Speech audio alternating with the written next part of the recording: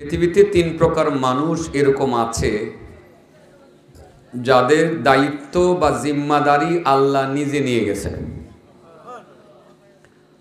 আল্লাহ বলেন এই তিন প্রকার, আল্লাহ রাসূল বলেন এই তিন প্রকার মানুষ যতদিন বেঁচে থাকবে আমি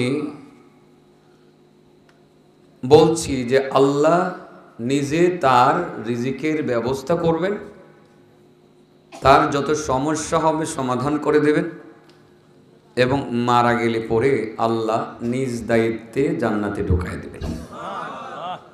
কয় প্রকার মানুষের জিম্মাদার আল্লাহ নিজে নিয়ে গেছেন?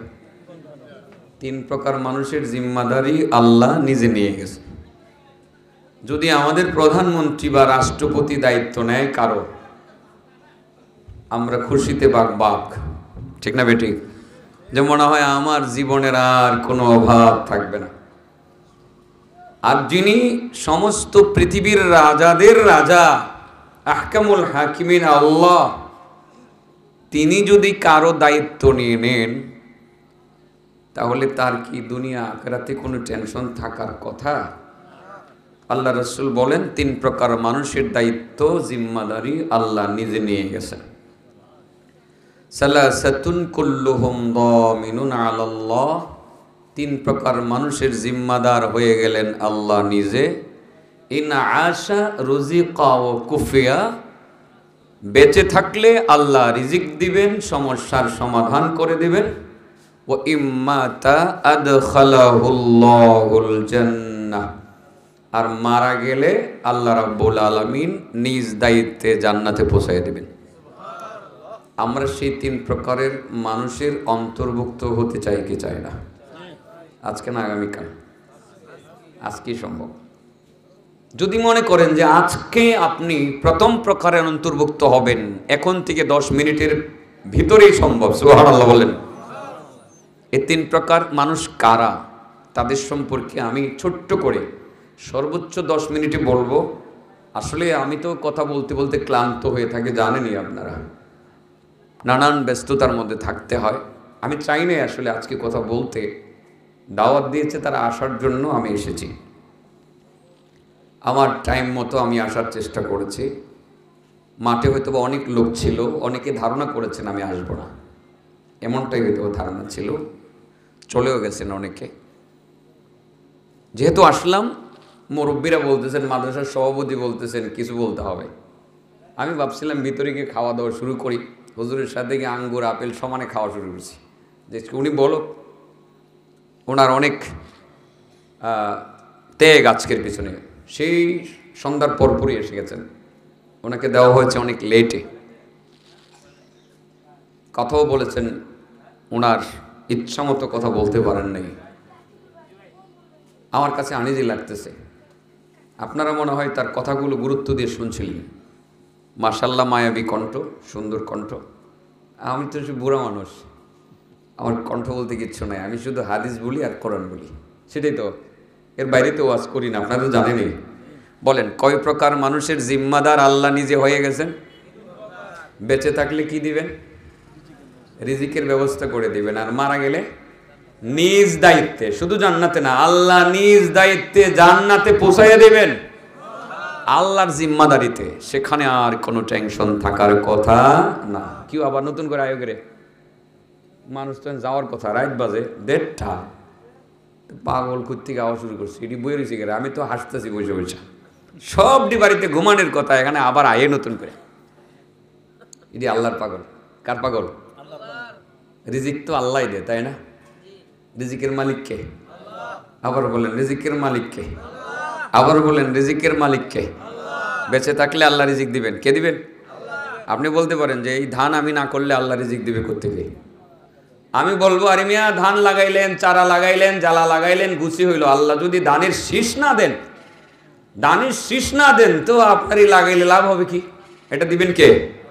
ধানের শীষ দিল, ভিতরে আল্লাহ চাউল দিল না, কে দিবে? রিজিকের মালিক আল্লাহ। এটা বিশ্বাস না করলে ঈমান থাকবে না। পৃথিবীর সমস্ত প্রাণীর রিজিকের দায়িত্ব আল্লাহর কাছে। আল্লাহ তিনি খাওয়ান, আল্লাহ তিনি সবাইকে রিজিক দিয়ে থাকেন। কোরআনে আল্লাহ বলেন, ওয়া মা মিন দা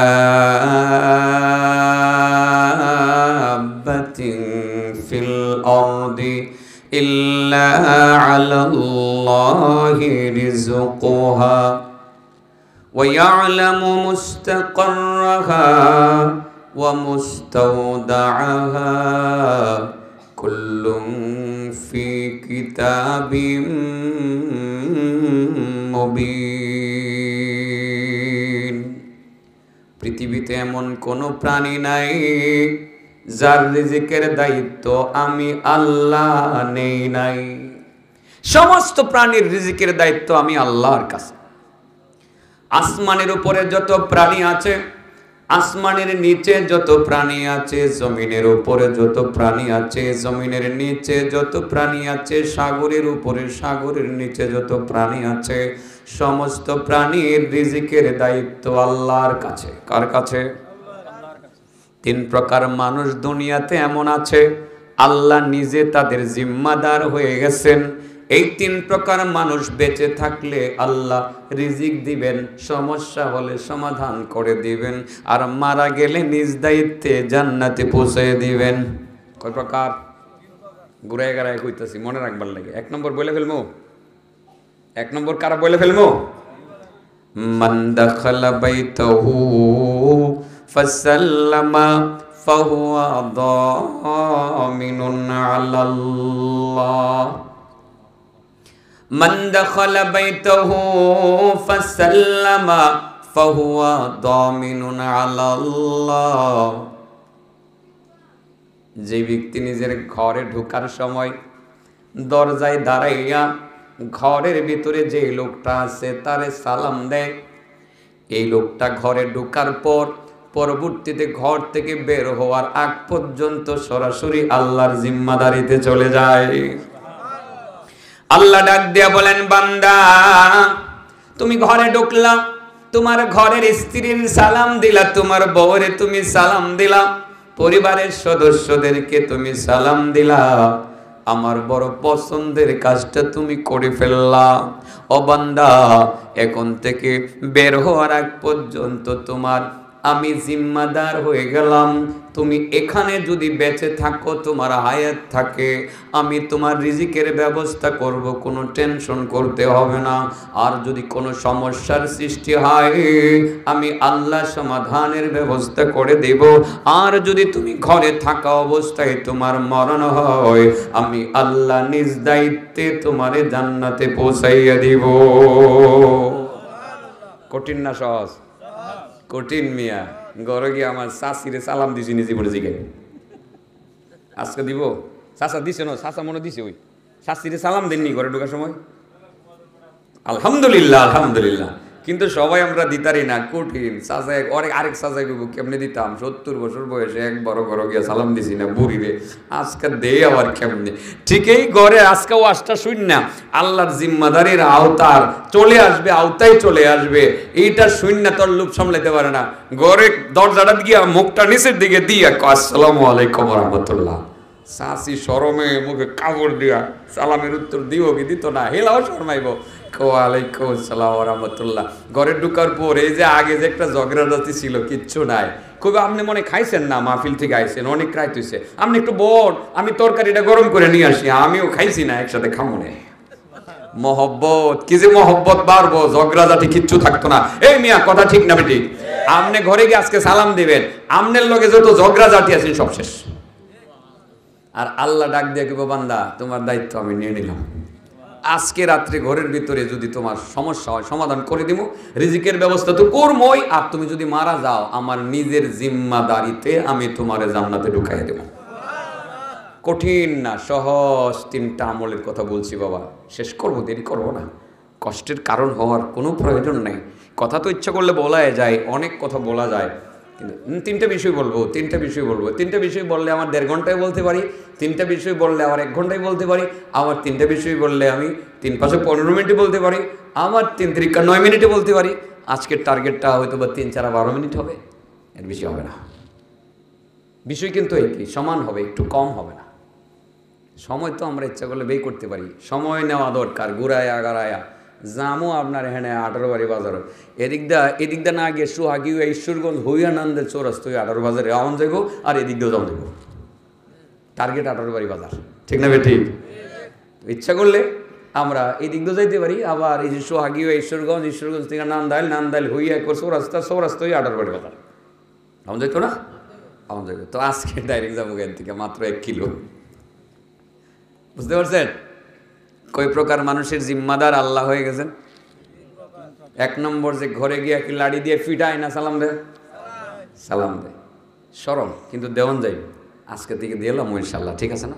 সালাম আমার আল্লাহর বড় পছন্দের। তো ইব্রাহিম নবী, তিনি নবী ছিলেন, আল্লাহ কিন্তু তাকে এই সালামের প্রচলন করার কারণে তার প্রমোশন দিয়েছেন দ্রুত, প্রমোশন দিয়া ডাইরেক্ট তাকে খলিলুল্লাহ বানায় নিয়েছেন। ইব্রাহিম নবী কি বলছিলেন, ইব্রাহিম 3টা কারণে তোমারে আমি খলিল বানাইয়া নিলাম।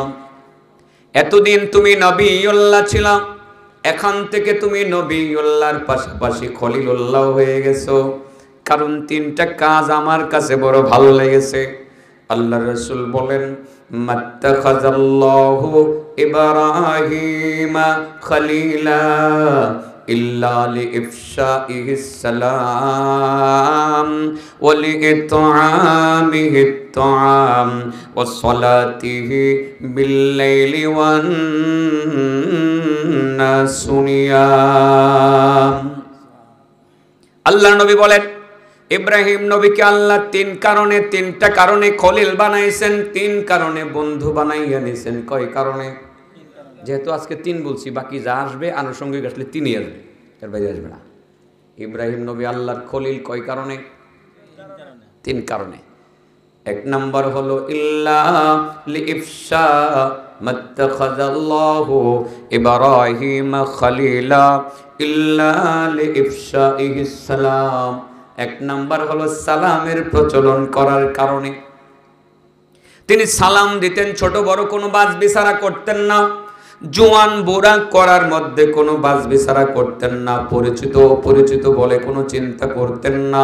মুসলমান দেখলেই তিনি বলতেন আসসালামু আলাইকুম ওয়া রাহমাতুল্লাহি ওয়া বারাকাতুহু। ইব্রাহিম নবী ছোট বাচ্চাদেরকেও সালাম দিতেন, মুরব্বিদেরকেও সালাম দিতেন। আমার আল্লাহর কাছে বড় ভালো লেগেছে। এই ভালো লাগার কারণে আল্লাহ ইব্রাহিম নবীকে দুস্থ বানাইয়ে এনেছে, খলিল বানাইয়ে এনেছে। তো আপনিও যদি সালাম দেন, আপনি দুস্থ হওয়ার 3টা সিঁড়ির 1টা সিঁড়ির মধ্যে পা রাখলেন, আল্লাহর কাছে ফিরতে পারবেন। আমরা তো আসলে বাচ্চাদেরকে সালাম শিখাই না। ও ঘরে গিয়ে সালাম দিবেন, ছোট বাচ্চাটা দরজায় আসলে তারই সালাম দিবেন। দেখবেন 2-4 দিন 5 দিন পর থেকে আপনি আর দিতে পারবেন না, তারাই সালাম দিবে।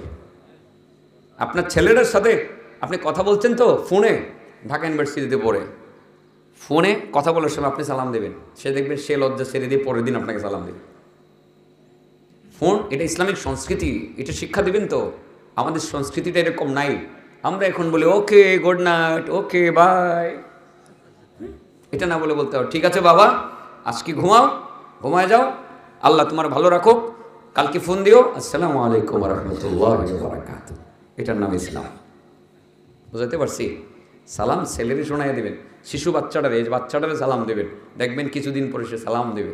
আমাদের বাচ্চারা আমাদেরকে এখন সালাম দেয়, আমরা সালাম দিতাম আগে। হ্যাঁ, ফোনটা করলে আগে সালাম দেই, সালাম দিয়ে যদি মাঝে মধ্যে তারা কথার ফাঁকে যদি সালাম না দিতে পারে, উত্তর না দিতে পারে, বলে দিই বাবা সালাম তো দিয়েছি, উত্তর কিন্তু তুমি দাও নাই। তখন বলে ওয়ালাইকুম আসসালাম, ওয়ালাইকুম আসসালাম, ওয়ালাইকুম আসসালাম 3-4 বার, একবারে বলে ফেলে ছোটো বাচ্চারা। এটা খুশি লাগে। বাবার সালামে যখন সন্তান ওয়ালাইকুম আসসালাম বলে, মনে হয় ভিতরে শান্তি নাজিল হয়।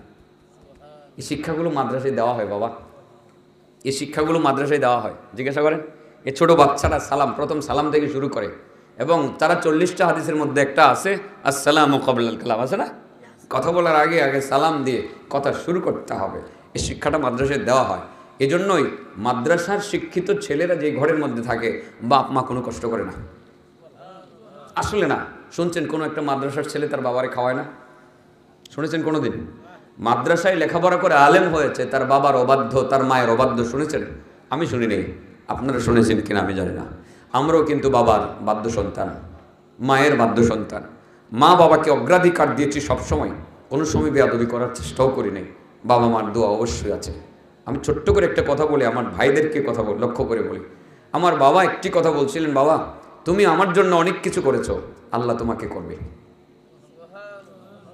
তার মানে কেন বলেছিলেন, এর একটা কারণ আছে, ব্যাকগ্রাউন্ড আছে। সেটা হলো যে আমি লেখাপড়ার শেষ করেই আমি চাকরিতে ঢুকি, ঢোকার পর আমার 3টা বোনকে লেখাপড়া করে আমার নিজ দায়িত্বে বিয়ে দিই। আমার আরও অনেক ভাই বোন, 2টা ভাইকে লেখাপড়া করে, 3টা ভাইকে লেখাপড়া করে। আমি একাই দায়িত্ব নিয়েছি। বড় ভাই তারা একজনে ইটালি আর একজনে সৌদি আরব, তারা সংসারের কোনো খোঁজখবর নেয় না। আমি বাবার দায়িত্ব থেকে সব কিছু নিয়েছি, আমি কষ্ট করেছি নিজ থেকে ইচ্ছা করে। আমার বাবা একদিন আমাকে বললেন, বাবা তুমি আমার সন্তানদের জন্য অনেক কিছু করেছো, ঠিক আছে আল্লাহ তোমাকে করবে। আমার মনে হয় আমার সব ভাইয়ের মিলে যতটুকু সম্পদ আছে, আমরা 6 ভাইয়ের সম্পদ যতটুকু আছে আমার একাই ততটুকু আছে। এটা বাবার দোয়া। আমি সেদিনই অনুভব করেছিলাম আমার বাবা আমাকে একটা কিছু দিয়ে দিছে অলরেডি। আমার অন্তরে শান্তি লাগছে। এই শান্তির বাবার কথাটা নিয়েই আমি বেঁচে আছি। অসুস্থ অবস্থায় দেশে দেশে ঘুরে বেড়াই, ইসলামের দাওয়াত দেই। আল্লাহ রাব্বুল আলামিন আমাকে দুনিয়ার শান্তি অনেকটা দিয়েছে আলহামদুলিল্লাহ। আমার সম্পদ যতটুকু আছে দিছে না, আমার লাইফের জন্য যথেষ্ট। আমি মনে করি না যে আমার এর চেয়ে বেশি আর লাগবে। এটা বাবার দোয়া। বন্ধুরা, বাবার দোয়াটা নিতে হবে, বাবার দোয়া নিতে হবে, বাবাকে সালাম দিতে হবে। বাবাকে সালাম দিলে বাবার মনটা এত বড় হয়ে যায়, আমার ছেলে সালাম দিছে, ঠিক না বেঠিক? শুধুমাত্র আপনাকে বলছি না তো, আপনি যখন ঘরে থাকবেন তো আপনার ছেলে ঘরে ঢুকবে, সে সালাম দিবে, তার জিম্মাদার আল্লাহ হয়ে যাবে। সুবহানাল্লাহ বলেন। মান দাখালা বাইতাহু ফাসাল্লামা ফাহুয়া দামিনুন আলাল্লাহ। যে ঘরে ঢোকার সময় সালাম দিল সে আল্লাহর জিম্মাদারির আওতায় চলে আসলো। আল্লাহ তার জিম্মাদার হয়ে যাবেন। মারা গেলে, বেঁচে থাকলে রিজিক দিবেন, সমস্যা আসলে সমাধান করে দিবেন, মারা গেলে নিজ দায়িত্বে জান্নাতে দিয়ে দিবেন। এই সালাম আমার আল্লাহর বড় পছন্দের। ইব্রাহিম নবী আল্লাহর খলিল হয়েছেন কয় কারণে? 1 নম্বর সালাম, 2 নম্বর বলি ইতআমিহিত তাআম, মানুষকে খাবার খাদ্য খাওয়ানোর কারণে তিনি মানুষকে খাওয়াইতেন। আপনারা খাওয়ানোর সুযোগ পাননি, রোজিং রাখবেন পারলে। এলাকার রোজিং প্রচলন আছে, রোজিং রাখবেন একটা ছেলের, খাওয়াবেন। এটা যদি খাওয়ান তো আপনি আল্লাহর খলিল হয়ে যেতে পারবেন, আল্লাহর বন্ধু হয়ে যেতে পারবেন। হ্যাঁ, খলিল হইতে পারবেন না, আপনি নবীও হইতে পারবেন না, আপনি ওলি হইতে পারবেন। কারণ ইব্রাহিমের জন্য খলিল শব্দটা প্রযোজ্য, আর নবীর জন্য নবী শব্দটা প্রযোজ্য, আর আমার নবীর জন্য হাবিব শব্দটা প্রযোজ্য। আপনি আল্লাহর হাবিব আর খলিল যদিও না হন, আপনি ওলি হইতে পারবেন, তাতে কোনো বাধা নাই। খাওয়াবেন। ইব্রাহিম নবীর অভ্যাসটা কি ছিল? লম্বাই তো হয়ে যাচ্ছে, বলছিলাম 10 মিনিট তো চলেই গেছে, আর 5 মিনিট যাক। হ্যাঁ দেখছো কারবার, পাগল নেই, এটা আল্লাহর পাগল। কার পাগল? আল্লাহর পাগল। বলি না, বেশি বলবো না। দুপুরবেলা মেহমান ছাড়া ইব্রাহিম নবী খাইতেন না, মেহমান ছাড়া খাইতেন না। কারণ একজন মেহমানকে 1 লোকমা খাবার খায় হলে একটা হজ আর একটা উমরা সব পাওয়া যায়। এই মেয়ে সাহেব, রোজিং যদি খায় একটা ছেলে 3 বেলা খায় দৈনিক, 30 লোকমা খাবার খাইতো না? 30টা যদি খায়, 30টা হজ আর 30টা উমরার নেকি আমল নামায় নগদে জমা হবে। এটা আমার কথা না, আল্লাহ রাসূলের কথা। খাওয়াবেন। ইব্রাহিম নবী দুপুরবেলা ওনার কথা হইলো যে আমি মেহমান ছাড়া খাইতামই না। গেছে একেবারে 18 বাড়ি মোড়ে গরুয়াটায়, মেহমান পায় না। একটারে পাইছে, আইতাছে, হাইটটা স্পিডে হাইতাছে, দুর্বল হয়ে গেছে, আসতেই আছে। ডাক দিয়ে কো ভাই তোমার বাড়ি কই? অনেক দূরে। যাইবা কই? অনেক দূরে। ক্ষুধা আসেনি, খাইবানি? অনেক ক্ষুধা ভাই, অনেক ক্ষুধা। তো চলো আমার বাড়িতে কিছু খাইবানি। বেচারা তো কয় খামু মানি পেটের ক্ষুধা। আগের দিনের মুসাফির তো, দোকান সাড়ে ছিল না তো আসলে। এখন তো জায়গায় জায়গায় মার্কেট আছে, দোকান আছে। তখন কি মরুভূমিতে ছিল না। সেই লোক তো খাওয়ার জন্য মানে একেবারে ব্যস্ত হয়ে বসছে, জি আমি খাবো। কিন্তু ইব্রাহিম নবী আসলে জানতো না এটা যে কাটটা কাফেরা ছিল, কাফের। ইব্রাহিম নবী যত্ন করে আনছে, যত্ন করে আইন না দস্তরখানায় বসাইছে, ভাই খাও, বিসমিল্লাহির রহমানির রহিম বলে খাও, বিসমিল্লাহি ওয়া আলা বারাকাতিল্লাহ বলে খাও। মেহমান কো ভাই এই তুমি এটা কী বললা জানি? বিসমিল্লাহ মানে কি? আরে আল্লাহর নাম নিয়ে খাওয়া শুরু করো, যে আল্লাহ রিজিকের ব্যবস্থা করে দেবে, এই আল্লাহর নামে খাও। তুমি আল্লাহ বলো, আমি আল্লাহ বুঝি না, আমি এইটা বলতে পারবো না, আমি বলতে পারবো না। আরে ভাই, যে আল্লাহ তোমার রিজিকের ব্যবস্থা করছে, আল্লাহর দেওয়া রিজিক খাইবা, তার নাম আমরা নিতে পারবো না? না এটা আমি পারবো না। তুমি এরকম বাড়াবাড়ি করলে আমি খাইতামই না। কেমন গাওরা, কাটটা কাফের। কি কাফের? কাট্টা কাফের। ইব্রাহিম নবী আলাইহিসসালাম রাগি করলেন, বেটা আল্লাহর রিজিক খাইবা, আল্লাহর নাম লইতা না তো যাও গা। পরে গেছে, হ্যাঁ জামুগা খাইতাম না, আল্লাহর নাম লইতাম না। চিন্তা করে নাই কত বড় কাফের, আল্লাহর নাম নিত না জায়গা। যখন চলে যায়, আল্লাহ রাব্বুল আলামিন ইব্রাহিম নবী আলাইহিসসালামের কাছে ওহি পাঠাইলেন, ইব্রাহিম এই পৃথিবীর মধ্যে লক্ষ কোটি কাফের আছে, এই কাফেরগুলোর কেডা খাওয়ায়? তুমি খাওয়াই না আমি খাওয়াই? তুমি খাওয়াও না আমি খাওয়াই? আল্লাহ তুমি খাও। তো আমি যদি লক্ষ কোটি কাফেরদেরকে খাওয়াইতে পারি দৈনিক 3 বার, তুমি একটা কাফেরকে এক বেলা খাওয়াইতে পারলা না? ইব্রাহিম নবী খবর শুনছে, ভুলে গেছে, সরি আফওয়ান ইয়া রব, দৌড় দিলেন, গিয়ে দেখে গেছে আবার গরুটা। ভাই ভাই তুমি আসো খাইবা? কো না না না, তোমার বাড়িতে আর কে খাইতাম, তুমি খালি কো আল্লাহ আল্লাহ, আমি তো বুঝি না। ভাই কিচ্ছু কোয়া লাগবে না, তুমি খাইবা। হ্যাঁ কো তাহলে ঠিক আছে, পেটে ক্ষুদা খাই হয়ে যাই। আবার খাইতে হয়েছে, দস্তরখানায় বসছে, বইসা এবার তার ভিতরে জাগছে যে একটু আগে উঠে দিল, আর এখন আমারে জামায় আদর করে এনে এখানে খাবার দস্তরখানে বসাইলো। কারণ কি ভাই ইব্রাহিম, একটু আগে উঠাই দিলা আর এখন যত্ন করে বসাইলা আর বললা কিচ্ছু বলতে হবে না, খালি খাইতাম খালি খাইতাম। ভাই কারণটা কি? ভাই আসল কথা হইলো, তোমারে যখন আমি দস্তরখান থেকে উঠাই দিই, আমার আল্লাহ আমার প্রতি বড় রাগ করছে।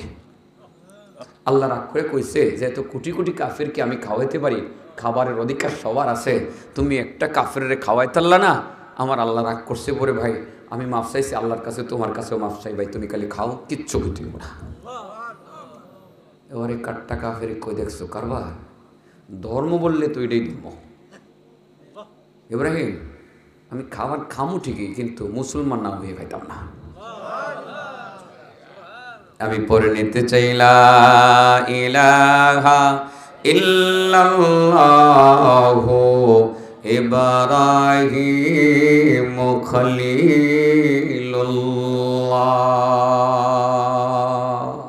মুসলমান হয়ে গেছে। এবার খাইছে। কাফের রে খাওয়াইলেও নাকি পাওয়া যায়। পাশের বাড়ি হিন্দু লোক ক্ষুধার্ত, খাওয়াইবেন। মুসলমানরে খাওয়াইলে যে নাকি পাইবেন, হ্যারে খাওয়াইলে প্রতিবেশী হিসাবে হিন্দুরারে খাওয়াইবেন, একজন খ্রিস্টানকে খাওয়াবেন, বৌদ্ধকে খাওয়াবেন, নিয়ত থাকবে যে এটা হলো আল্লাহর বিধান, মানুষ হিসাবে সে ক্ষুধার্ত তাকে খাওয়াচ্ছে। আল্লাহ যদি তাকে হেদায়েত দিত, দেখবেন কয়দিন পরে ইসলামের সৌন্দর্য দেখে সে মুসলমানও হয়ে যেতে পারে। আর এই খাওয়ানোর কারণে আল্লাহ রাব্বুল আলামিন আপনাকে তার ওলির কাতারে নাম উঠিয়ে দিতে পারেন। সুবহানাল্লাহ ওয়া বিহামদি। খাওয়াবেন তো? হ্যাঁ খাওয়াবেন।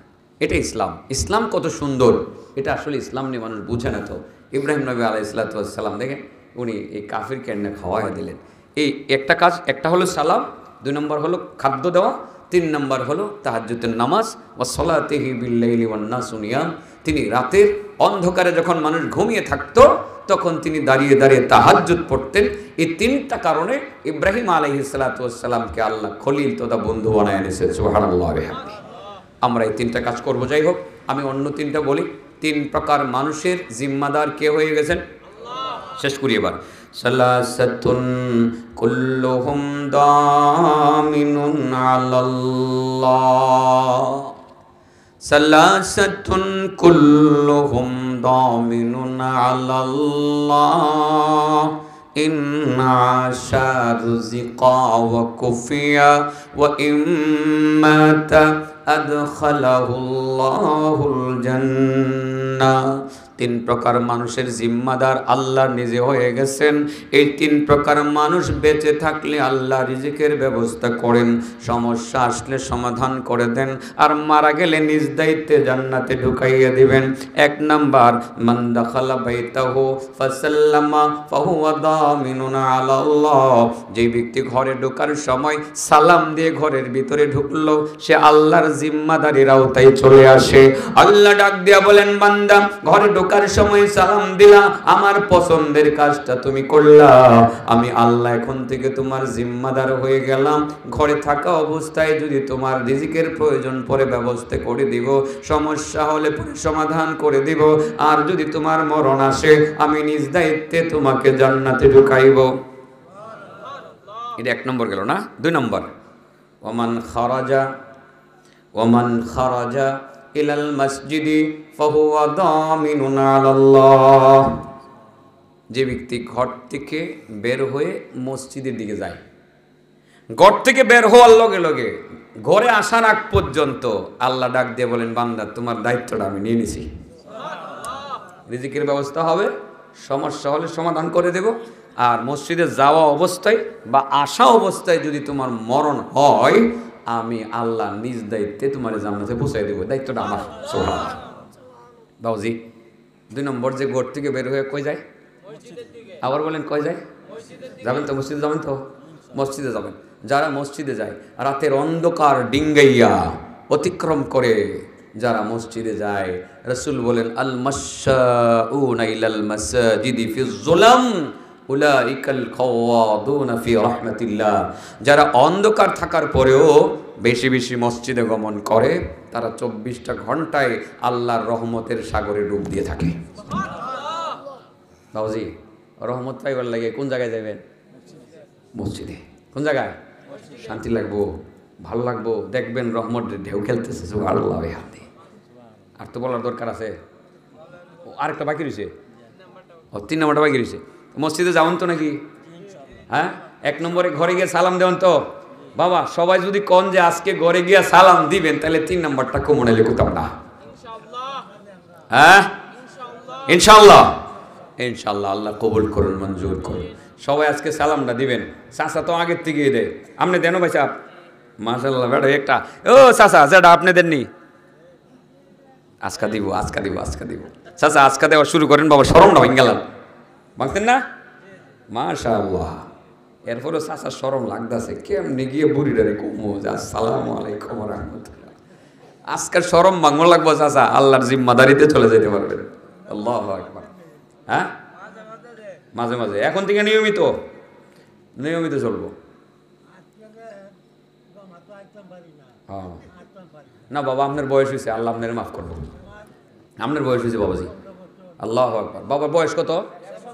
100 উপরে বয়স। চিন্তা করছেন, এখন ওই বেড়া মসজিদে যায় এই অবস্থায়, তার যে অবস্থা হয়েছে, আর কিছুদিন যদি অবস্থা আরো দুর্বল হয়ে যায়, ওই যে আগে যে তাহাজ্জুদ পড়তো ওইটা না পড়লেও হেগুলো নেকি আল্লাহ আমল নামায় লিখতে থাকবো।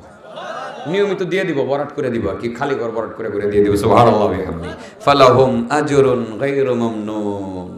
অকর্তৃত নেকি আল্লাহ দিতে থাকবো। এই যে আগে যেটা করতো এখন করতে পারে না, স্বাস্থ্যের কারণে বয়স হয়ে গেছে, এখন নিয়মিত আল্লাহ এই আগের আমলগুলোর নেকি এই খালি ঘর বরাট করে করে দিতে থাকবো। সুবহানাল্লাহ। আল্লাহু আকবার। কয়টা হয়েছে ও চাচা? আমি জানি কয়টা বলছিলাম। হ্যাঁ এত রাত্রির ওয়াজ আপনারা শুনেন। 3 নাম্বার কইলে না? আলহামদুলিল্লাহ কই। 3 নম্বরটা অলরেডি করে ফেলছেন, অলরেডি করে ফেলছেন। অমান খারাজা ফি সাবিলিল্লাহ ফাহুয়া দামিনুন আলাল্লাহ। যেই ব্যক্তি আল্লাহর রাস্তায় বের হয়, আল্লাহর রাস্তায় বলতে গেলে জেহাদে বের হওয়া আল্লাহর রাস্তা, মাদ্রাসায় শিক্ষা গ্রহণ করার জন্য যাওয়া আল্লাহর রাস্তা, দাওয়াত ও তাবলীগের মেহনতে যাওয়া আল্লাহর রাস্তা, দিন শিক্ষা করার জন্য মাহফিলে এসে উপস্থিত হওয়া সেটাও আল্লাহর রাস্তা।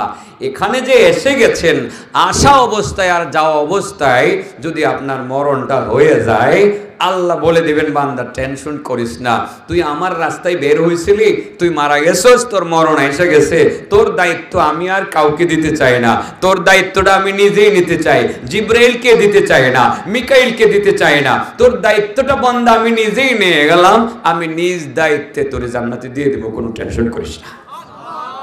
মাহফিলে আসা আল্লাহর রাস্তায়, জিহাদে যাওয়া আল্লাহর রাস্তায়, মাদ্রাসায় আসা আল্লাহর রাস্তায়, তাবলীগের মেহনতে যাওয়া আল্লাহর রাস্তা, দিন শিক্ষা করার জন্য কোথাও পদক্ষেপ গ্রহণ করা সেটাও আল্লাহর রাস্তা। আপনি আল্লাহর রাস্তায় বের হয়েছেন আজকে। ওমান খারাজা ফি সাবিলিল্লাহ ফাহুয়া দামিনুন আলাল্লাহ। যে ব্যক্তি আল্লাহর রাস্তায় বের হবে সেই ব্যক্তি আল্লাহর জিম্মাদারির আওতায় চলে আসবে। বাবা বলেন কয় প্রকার মানুষের জিম্মাদার আল্লাহ নিজে হয়ে গেছেন? 1 নাম্বার, যে ঘরে গিয়ে কি দেয়? চলবনি তুমি কারে দিবা? বাবারে, মারে, ওকে আল্লাহ কবুল করো। তুমি দিবানি? শরম ভেঙে গেলে আজকে। এটা আমারও শুরুতে শরম লাগছে আসলে, এখন আর লাগে না, অভ্যাস হয়ে গেলে। আর সত্যি কথাই বলি, আমি প্রথম বাবা মাকে সালাম দিতে শরম পাইছি।